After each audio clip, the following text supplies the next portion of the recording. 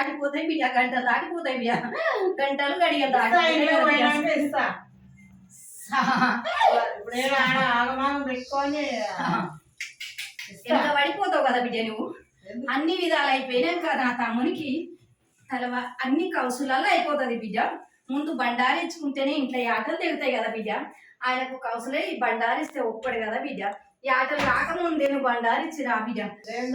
ఇంట్లో దేవులకం చేసినాక బాలుడు ఉడితే 11 కిలోల బండారు పెడతానన్నది. మరి అక్కలు అడిగినాక పెట్టలేదు, అక్కలు అడిగినాక పెట్టలేదు కదా బిడ్డ. 3 ఏళ్ల పొద్దు బాలుడికి పడ్డది కదా బిడ్డ.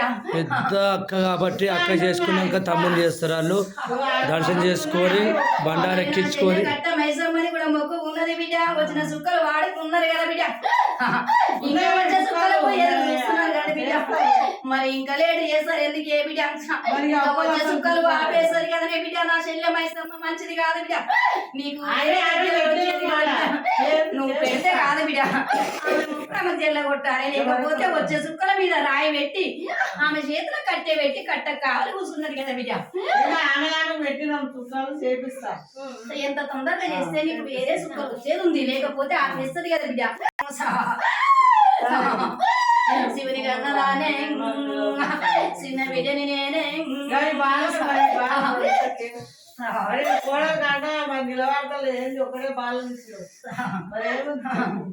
కోడలకు నిలబడతలేదంటే మరి వాళ్ళ ఇంట్లో ఎల్లమ్మలు ఉన్నారే, ఎల్లమ్మలు ఉన్నారు. తీపెంటలు ఎల్లమ్మ అంటారే, తీపెంటలు ఎల్లమ్మ కాదే ఆటలు ఎల్లమ్మ ఉన్నది. ఆటలు ఎల్లమ్మ ఉన్నది. ఇంట్లో ఎవరు చేసుకోలే వాళ్ళ పెద్దలాడు చేసిర్రు కదా బిడ్డ.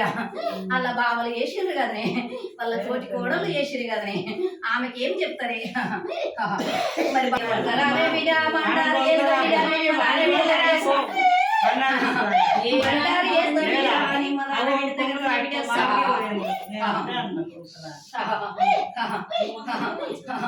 సమ్మక్క సారక్క నీ ఆడ కూడా ఎక్కి వచ్చినావు కదనే బిడ్డ.